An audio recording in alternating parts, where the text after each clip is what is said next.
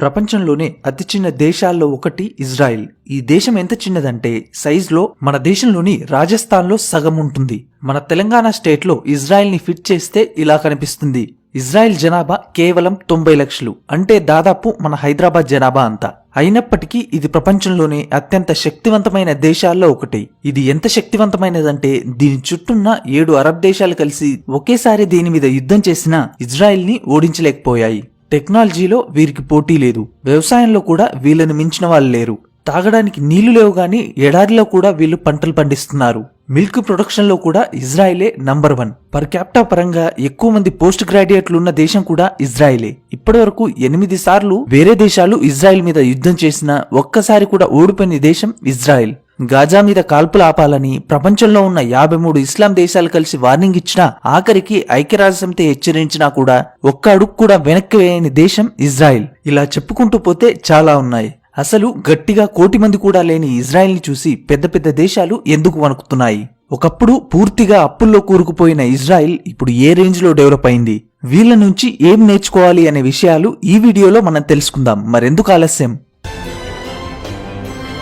Israel, Innovation Nation.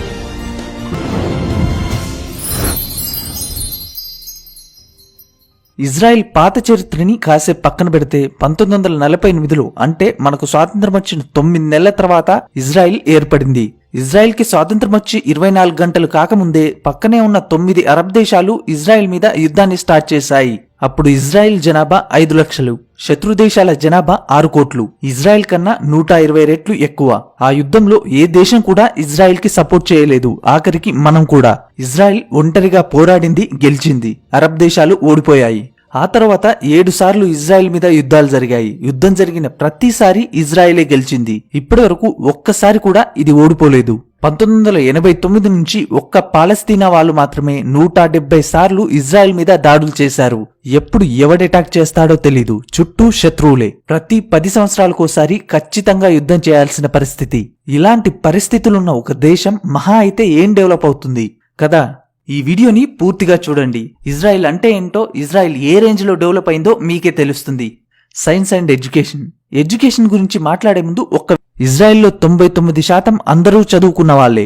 వీళ్ళ చదువులు మనలాగా బట్టి చదువులు కాదు. 1960 నుంచి ఇప్పటి వరకు ఇజ్రాయిల్ కి చెందిన 13 మందికి నోబెల్ ప్రైజ్ వచ్చింది. 120 కోట్ల జనాభా ఉన్న మన దేశం 1930 తర్వాత ఇప్పటి వరకు సైన్స్ లో ఒక్క నోబెల్ ప్రైజ్ కూడా పొందలేకపోయింది. కానీ 2004 నుంచి ఇప్పటి వరకు ఒక్క సైన్స్ లోనే ఇజ్రాయిల్ కు 6 నోబెల్ ప్రైజులు వచ్చాయి. అన్ని అరబ్ దేశాలు కలిసి సంపాదించిన నోబెల్ ప్రైజ్ల కన్నా ఈ చిన్న దేశం ఇజ్రాయిల్ సంపాదించిన నోబెల్ ప్రైజ్లే ఎక్కువ. అంతేకాదు వరల్డ్ లోని టాప్ 100 యూనివర్సిటీస్ లో ఇజ్రాయిల్ కి చెందిన 3 యూనివర్సిటీస్ ఉన్నాయి. ఇజ్రాయిల్ కన్నా 150 రెట్లు పెద్దదైన మన దేశం నుంచి ఒక్క యూనివర్సిటీ కూడా టాప్ 100 లో లేదు. అంతేకాదు సొంతంగా ఉపగ్రహాల్ని తయారు చేసి స్పేస్ లోకి పంపే టెక్నాలజీ ఈ ప్రపంచంలో కేవలం 10 దేశాలకు మాత్రమే ఉంది. అందులో ఇజ్రాయిల్ ఒకటి.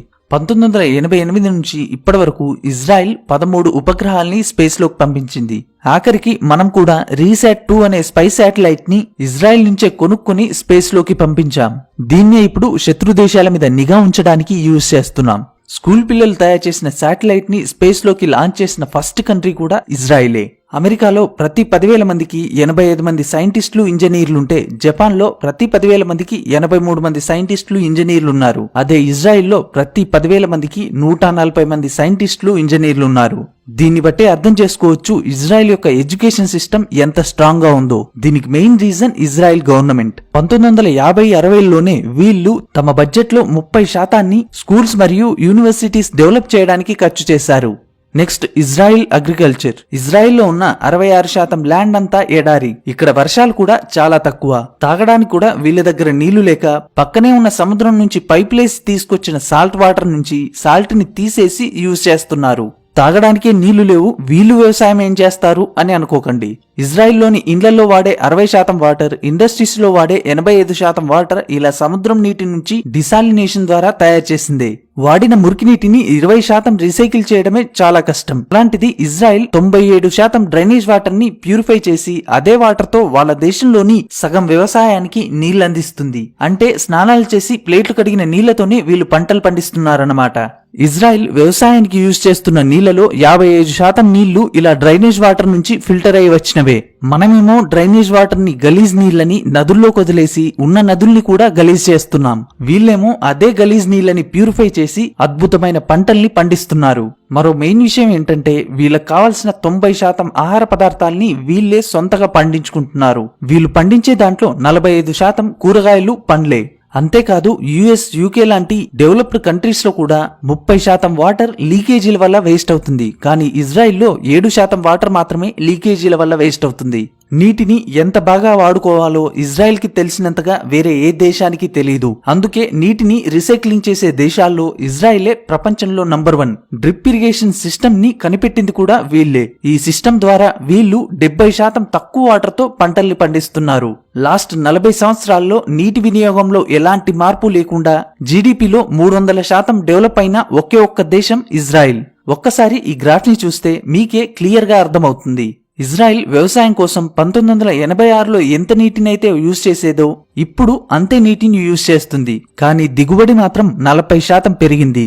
అంతేకాదు ప్రపంచంలోని అత్యధిక పాల దిగుబడి ఇచ్చే ఆవులు ఇజ్రాయెల్లోనే ఉన్నాయి. ఒక ఇజ్రాయెల్ ఆవు సంవత్సరానికి యావరేజ్ గా 12,000 కేజీల మిల్క్ ని ప్రొడ్యూస్ చేస్తుంది. ఇది ఆస్ట్రేలియా లాంటి డెవలప్డ్ దేశాల కన్నా డబుల్. ప్రపంచవ్యాప్తంగా హెక్టార్కి యావరేజ్ గా 50 టన్నుల టమాటా పండుతుంది. కానీ ఇజ్రాయిల్ గ్రీన్ హౌస్ లో హెక్టార్కి 300 టన్నుల టమాటాని పండిస్తుంది. ఒక చిన్న దేశం, ఉన్నదంతా ఎడారే, తాగడానికి కూడా నీళ్లు లేవు. ఇలాంటి పరిస్థితుల్లో కూడా ఇజ్రాయిల్ ప్రపంచానికి వ్యవసాయం అంటే ఎలా చేయాలో చూపిస్తుంది. Next Israel defence sector. చుట్టూ ఇంతమంది శత్రువులున్నా ఇజ్రాయిల్ ని టచ్ చేయాలంటే భయపడతారు. దానికి కారణం ఇజ్రాయిల్ ఆర్మీ. ఇజ్రాయిల్ ప్రపంచంలోనే 100వ అతి చిన్న దేశం. కానీ వీళ్ళ ఎయిర్ ఫోర్స్ ప్రపంచంలోనే 9వ శక్తివంతమైనది. ప్రపంచంలోనే వేగంగా నిర్ణయాలు తీసుకోగల ఆర్మీ ఇజ్రాయిల్ ఆర్మీ. దేశం మొత్తం కవర్ చేయగలిగే యాంటీ బాలిస్టిక్స్ డిఫెన్స్ సిస్టమ్ ఉన్న ఒకే ఒక్క దేశం ఇజ్రాయిల్ మాత్రమే. అంటే ఎవరైనా ఇజ్రాయిల్ మీద రాకెట్ ని వదిలితే ఈ యాంటీ బాలిస్టిక్ డిఫెన్స్ సిస్టమ్ ఆ రాకెట్ ని గాల్లోనే పేల్చేస్తుంది. వీళ్ళు తయారు చేసిన ఐరన్ డోమ్ ప్రపంచానికి ఇజ్రాయిల్ సత్తా ఏంటో చూపించింది. వీళ్ళకి కావలసిన ఆయుధాలు తయారు చేసుకోవడమే కాకుండా తయారు చేసిన దాంట్లో 80% ఆయుధాలని వేరే దేశాలకు అమ్ముతున్నారు. ఒక్క 2020లోనే ఇజ్రాయిల్ 59,000 కోట్ల విలువైన ఆయుధాలని వేరే దేశాలకు అమ్మింది. 130 కోట్ల జనాభా ఉన్న మనం ఆయుధాలని ఎక్స్పోర్ట్ చేసే దేశాల లిస్టులో 23వ ప్లేస్ లో ఉంటే కేవలం 90 లక్షల జనాభా ఉన్న ఇజ్రాయిల్ ఈ లిస్టులో 8వ ప్లేస్ లో ఉంది. ప్రస్తుతం ఇజ్రాయిల్ 16 దేశాలకి ఆయుధాలను ఎక్స్పోర్ట్ చేస్తుంది. ఇజ్రాయిల్ నుంచి ఆయుధాలను కొనుక్కుంటున్న దేశాల్లో మనమే టాప్. మనం ఇప్పటివరకు కొన్న ఆయుధాల్లో 30% ఆయుధాలు ఇజ్రాయిల్ నుంచి కొన్నవే. వాళ్ళు అమ్మడంలో టాప్ లో ఉంటే మనం కొనడంలో టాప్ లో ఉన్నాం. ఒక్క మనకే కాదు, ఇజ్రాయిల్ యుఎస్ లాంటి డెవలప్డ్ కంట్రీస్ కి కూడా 10% ఆయుధాలని ఎక్స్పోర్ట్ చేస్తుంది. ఆయుధాల్లోనే కాదు డ్రోన్స్ ని తయారు చేయడంలో కూడా ఇజ్రాయిలే నంబర్ 1. 1985 నుంచి 2014 వరకు మార్కెట్ లో అమ్ముడైన డ్రోన్స్ లో 60% డ్రోన్స్ ని ఇజ్రాయిలే తయారు చేసింది. రీసెంట్ గా మనం కూడా వీళ్ళ దగ్గర నుంచే డ్రోన్స్ ని కొనుక్కున్నాం. 90 లక్షల జనాభా ఉన్న ఈ దేశంలో 35 లక్షల మంది ఆర్మీలో పనిచేస్తున్నారు.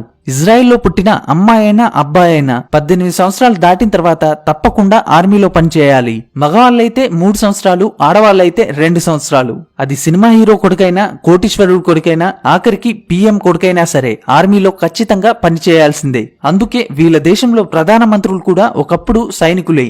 ఈ రూల్ వల్ల ఇజ్రాయెల్లో ఉన్న ప్రతి ఒక్కరికి 18 సంవత్సరాల వయసులోనే ఒక ప్రాబ్లం ని ఎలా హ్యాండిల్ చేయాలో తెలుస్తుంది. దేశం అంటే ఏంటో తెలుస్తుంది. ఇంట్రెస్టింగ్ విషయం ఏంటంటే ఇజ్రాయెల్లో ఉన్న ప్రతి ఒక్కరికి గన్నుని ఎలా వాడాలో తెలుసు. అవసరమైతే ఆ దేశంలోని ప్రతి ఒక్కడు సైనికుడిగా మారగలడు. Next Israel startups. Israel startups కి ఒక స్వర్గం లాంటిది. ఒక పక్క ఇంతమంది శత్రువులున్న ఈ చిన్న దేశం నుంచి వచ్చే స్టార్టప్స్ ప్రపంచాన్ని ఏలుతున్నాయి. వరల్డ్ లో ఫస్ట్ మొబైల్ మోటరోలా తయారైంది ఇజ్రాయెల్లోనే. వాయిస్ మెయిల్ టెక్నాలజీని డెవలప్ చేసింది ఇజ్రాయెలే. మొట్టమొదటి కంప్యూటర్ వైరస్ ని తయారు చేసింది వీళ్ళే. వీళ్ళు తయారు చేసిన మొబైల్ ఐ అనే కంపెనీని 2017లో ఇంటెల్ కొనుక్కుంది. వీళ్ళు తయారు చేసిన వేజ్ అనే గూగుల్ మ్యాప్స్ లాంటి కంపెనీని 2013లో గూగుల్ కొనుక్కుంది. ఇవే కాదు, Waze, Wix, SodaStream, Fiverr లాంటి స్టార్టప్స్ అన్నిటికీ పుట్టినిల్లు ఇజ్రాయిల్. అంతేకాదు IBM, మైక్రోసాఫ్ట్, గూగుల్, యాపిల్ లాంటి ప్రపంచంలోని టాప్ కంపెనీల్లో 50% కంపెనీలు తమ R&D సెంటర్స్ ని ఇజ్రాయిల్లో స్టార్ట్ చేశాయి. గ్లోబల్ స్టార్టప్ ఎకోసిస్టమ్ ఇండెక్స్ లో US, UK తర్వాత ఇజ్రాయిల్ 3వ ప్లేస్ లో ఉంది. మనం 20వ ప్లేస్ లో ఉన్నాం. ఇజ్రాయిల్ డెవలప్ అవడానికి మరో మెయిన్ రీజన్ ముసాద్. మనకు రా ఎలాగో ఇజ్రాయెల్ కి మూసాద్ అలాగా. మూసాద్ అంటే మరణం అని అర్థం.